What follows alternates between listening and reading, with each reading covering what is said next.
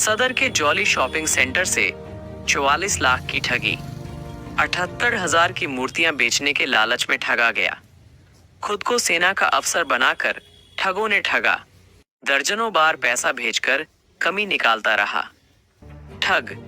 Jolly centre ने पहले भेजा था क्यूआर कोड और बिल खाते का डिटेल और ओटीपी। कई बार ठग को भेजा।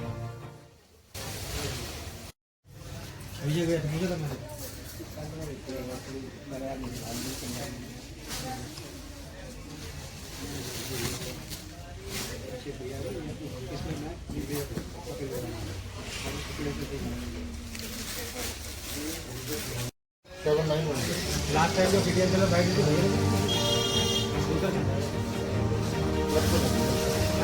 उसके भाई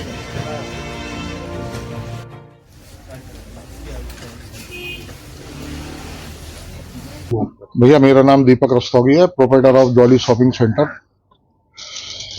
एक 26 तारीख को एक ऑर्डर आया था मेरे पास गणेश जी की मूर्तियों का। उन्होंने ये कहा कि एमएच हॉस्पिटल, आर्मी हॉस्पिटल हमारी दुकान के पीछे ही पड़ता है, कि वहां भेज दो, वहां से कैश मंगा लो। हमने बिल काट के वहां पे भेजा। जैसे ही हमने भेजा तभी एक हमारे पे फोन आता है कि भैया ऐसे ऐसे आज तो बैंक बंद है, कैश की हमारे पे व्यवस्था नहीं है, आप जो है ये हमारा अकाउंट नंबर है, 5 रुपए उसमें ट्रांसफर कर दो। ये गवर्नमेंट के नॉर्म्स के हिसाब से ये है। तो हमने बैंक से अपनी आईसीसीआई के अकाउंट से 5 रुपए ट्रांसफर कर दिए। फिर जैसे ही हमने ट्रांसफर करते दोबारा फिर कॉल आती है कि भैया हम आपको पहले थोड़ा सा पैसा ट्रांसफर कर रहे हैं, उसके बाद हम आपको पूरी रकम ट्रांसफर कर देंगे। भाई यही हुआ। फिर जैसे ही उन्होंने ट्रांसफर करी तो एक ओटीपी आया, उन्होंने हमसे ओटीपी मांगा। जैसे ही उन्होंने ओटीपी मांगा तो उसके द्वारा जो है उन्होंने धीरे धीरे ट्रांजेक्शन करके फोन होल्ड करा के बच्चे का हमारे, तो उसको इतना डेमोलाइज कर दिया कि वो कुछ कर नहीं पाया। जैसे उन्होंने पूछा वो बताता रहा। तो इन बिटवीन उन्होंने जो है 11-12 ट्रांजेक्शन कर ली, जिससे 44 लाख, नियर अबाउट 44,80,000 रुपए के करीब उन्होंने वो पैसा ट्रांसफर कर लिया। किस चीज की सप्लाई करनी थी और लगभग कितने समय पहले की घटना है? ये 2 दिन पुरानी बात है भैया। हाँ, 2। सप्लाई किस चीज की थी? वो हमने गणेश जी की मूर्ति की थी। जो ऑर्डर था वही सप्लाई किया था।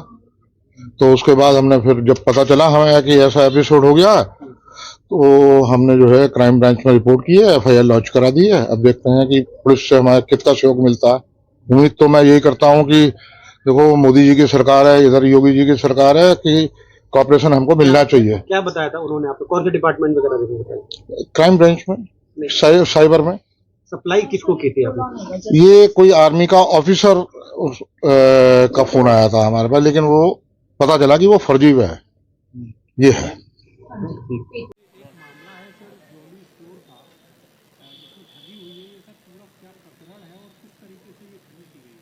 ये 25 तारीख की घटना बताई गई है। जॉली स्टोर के जो ऑनर हैं उनके द्वारा बताया गया कि उनके बेटे के पास एक कॉल आई थी, जिसने अपने आप को डिफेंस का एक कर्मी बताया था और कहा था कि उसको गणेश जी की 10 मूर्तियां ऑर्डर करनी है, और उसने कुछ सैंपल मांगे थे जो उन्हें व्हाट्सएप जो नंबर दिया था उस पर उनको उपलब्ध कराया। बदले में उसने एक मूर्ति उसमें से पसंद की कि ये पसंद है और इसके मुझे 10 पीस चाहिए।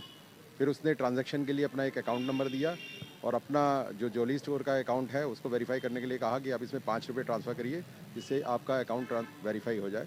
और पलटकर उसने जब ये 5 रुपये ट्रांसफ़र कर दिए गए, फिर 15 रुपये उसने ट्रांसफ़र करके कहा कि आपका अकाउंट वेरीफाई हो गया है।